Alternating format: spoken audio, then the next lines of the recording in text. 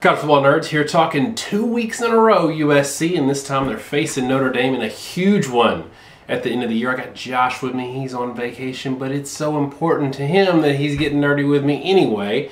And Josh, looking at these two teams, what I want to get us started on is, maybe you might throw some of the juxtaposed numbers of USC's offense versus defense in terms of efficiency ratings. But in general, in a game like this, where a team's playing really good defense down the stretch like Notre Dame is, but maybe struggling offensively, facing a team that can absolutely light up the scoreboard, it used to be that you'd pick that defensive team because defense travels. But is that still the case in modern football, or maybe do we think in this situation that the offense might have an advantage? So let's turn it over and talk a little bit about the offensive and defensive statistics of these teams, and especially in terms of efficiency numbers. FEI is a metric we've been using a lot this year. That's a metric from bcftoys.com and Brian Fremeau. In that metric, USC is third in the country offensively and 94th defensively. They have an offensive rating of 1.82, a defensive rating of negative 0.43, meaning they're much worse than average for most opponents. Notre Dame isn't really great in these statistics, but they're pretty good. They're 47th offensively. They're 26th defensively. Now, the 26th defensive number, again, that's not an elite defense, but I want to make clear that's actually higher rated than any defense in the Pac-12. The best really is Utah. They're 31st. It's the game that USC lost. So the thing you have to kind of keep in mind is that USC is really playing the best defense they've had to play all year. But on the offensive side of the ball, they're so much better than anyone else that Notre Dame's played that it's kind of hard to judge there too. I think sort of in the conversation of where the modern football has gone, in this world where elite offenses, where they used to be getting 40 points a game, now it seems like they can slow down some. I think the defensive advantages matter a lot more. I think scaling is a significant problem. I also think there's an issue with siloing. We talk about this a lot, right? That you don't really know conference to conference if stats mean the same thing. And we've talked earlier in this year about in the Big Ten that, yeah, their defensive statistics are great and they're at the top of a lot of categories. But if everyone in the conference has elite defensive statistics, you only do that if no one in the conference has elite offensive statistics. And so the opposite can also be kind of true, right? Here in the Pac-12, you've got teams that have really bad defensive statistics, but they have awesome offensive statistics. I mean, UCLA, 6th in the country in offensive FEI.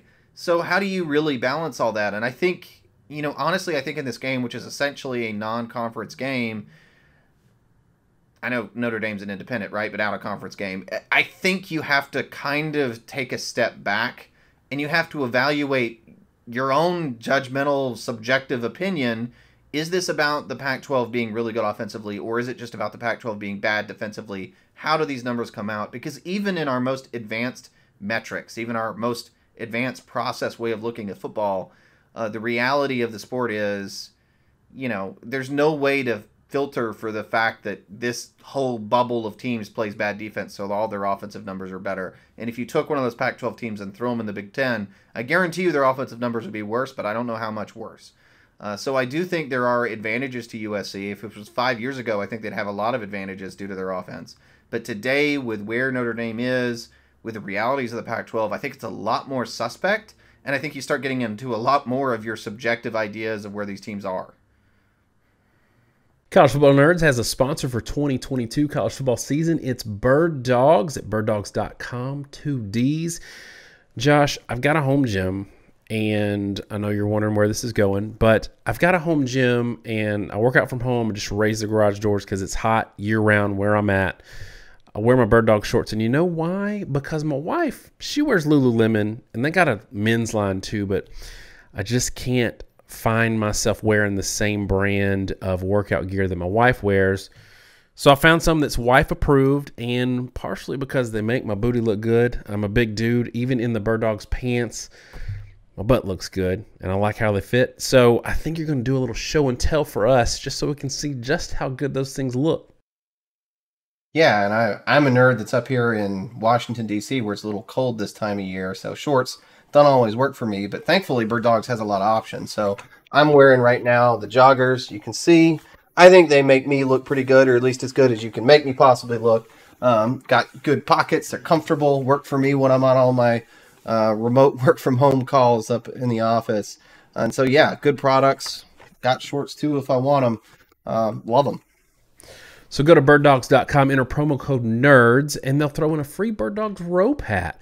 That's birddogs.com, 2 Ds, promo code NERDS, and boom, free Bird Dogs rope hat with your pair of Bird Dogs. The most comfortable shorts, pants, and sweatpants with built-in liners. You will not want to take these things off. I promise you. Another thing that's compounding the challenge in terms of how you view these two teams is what you said. This isolation, this bubble, and the fact that, you know, USC and Notre Dame deserve a ton of credit for playing this game. Because this is a game they play every year, and I hope this rivalry never goes away. But it's tough because USC is now playing their big out-of-conference game in the last game of the year, which is not normal. Like, Georgia plays Georgia Tech at the end of the year, but they're who they are in terms of offensive and defensive statistics, that profile is made before they go into that game. This game, there's still question marks about USC, question marks that could be good, you know, things that we don't know, because they don't have that external data point. And the entirety of Notre Dame's schedule is external data points. And Notre Dame's schedule has objectively been harder. At least, you know, some will say that doesn't count because they lost to Ohio State and then they lost to Stanford. But there are 2 data points, and we're not doing transitive property when we look at these games, but there are things that maybe we can glean from California, or Cal and Stanford. Sorry, I'm reading it right here.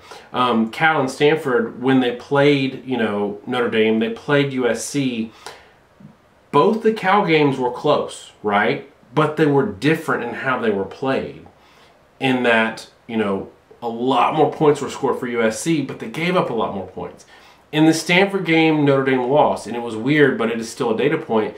But is there something else to learn in looking at how these games were played going into this game? Again, not transitive property, but how the 2 teams played, at least to tell us kind of what to expect in terms of consistency.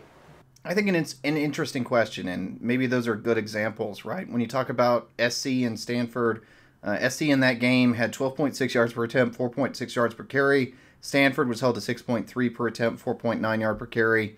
And even in the loss with Notre Dame, you know, Stanford didn't move the ball worth a flip. 2.3 yards per carry, 7.4 yards per. Now, Notre Dame was pretty anemic, 5.6 per, 4.4 yard per carry. But if you start breaking that down, you realize Stanford was a lot less effective on offense, about half as effective in certain ways. Notre Dame was a little bit less effective offensively running, just a lot less passing in a game where they lost close. But that's also a team that had to figure out their passing game.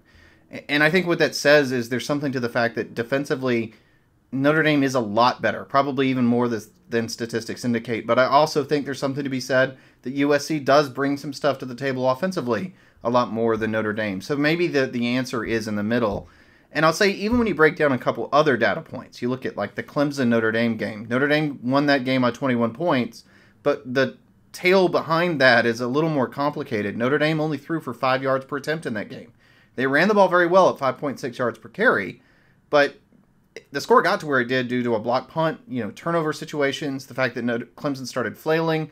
You know, when you have a block punt, when you have a pick six, those things get the score rolling, and I think Clemson got on a hole. They didn't have the offense to respond. USC has the offense to respond. That UCLA game, they took punch after punch. Yeah, they bled yards. And I will say they kind of got, to a bad extent, DTR, a bad DTR. Talked about he can be good or bad. They got a guy that threw 3 picks, some of which were pretty ugly, but they were able to throw punches back. So I think when you start picking all this apart, the reality is, I think the stereotypes are somewhat true for these two teams. I think defensively, Notre Dame can do a lot of stuff that, you know, maybe USC isn't used to seeing, but on the same token, USC is able to score points in spite of that and put pressure on you.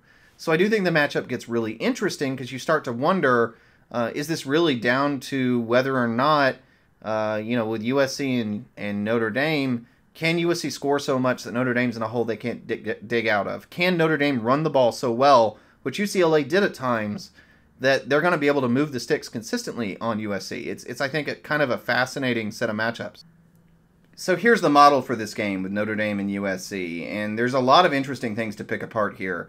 The first thing is this percentage of opponent averages allowed. So one of the things we found really helpful is to talk about defensive statistics through the lens of what you've allowed versus what your opponents normally would get, right? So you allowed 4 yards per carry, they get 5. You allowed 80% of their average. In that regard, Notre Dame and USC's defenses aren't as far apart as you might think, and it's mainly because Notre Dame's defense isn't quite as good as you might guess. Notre Dame's actually allowed teams 97% of their averages. To the extent that they've been successful stopping the run, it has been mainly due to the fact that they play teams that average less than 4 yards a carry on the season. Against the pass, there's a big differential, right? 83% to 101%. Notre Dame has a good pass defense, probably one of the better pass defenses nationally, almost certainly the best pass defense that USC's faced. USC, on the other hand, they don't really do a whole lot. 108% of opponent rushing averages. They are a below average rush defense, and that number is usually worse when you see this than it even indicates, because the reality is you've got some G5 games and some filler that makes you a little better than you actually are. 101% of opponent passing averages, saying you just kind of get what you get. And so the reality here is that Notre Dame's expected to run the ball quite well. They're expected to have about 5 yards a carry. And the thing is, it's one of the weird occasions where that's just kind of well and dandy that they're a team that runs 50% more than they pass.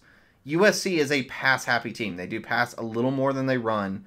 But the fact that Notre Dame is a very good pass defense, and I would say 83% is very good. Elite is somewhere around 80 to 75%. That means that USC is going to have some challenges in our model that they haven't faced. And so you get this yard per play differential of about 6 yards per play to about 6.5. But the key is, with these high-octane RPO-based offenses, they don't work real great if they're sputtering. Like, it's kind of amazing how many empty yards they can leave. You've seen this with Lane Kiffin. We've seen this, for a couple years. We've seen this at times with Lincoln Riley, though his offense usually does generate yards, but not always. There's just a propensity for empty yards.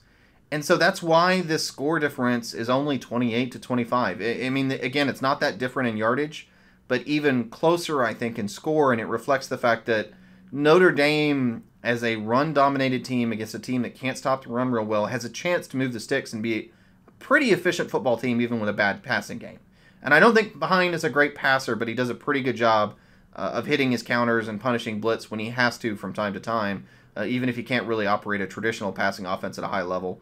And then USC probably is going to get more yards than they get points at times, and could be frustrating, at least in our model's view. And so you have a pretty close game, 28-25 in that regard. What'll be interesting to me, Josh, would be whether or not USC can slow down Notre Dame's run game.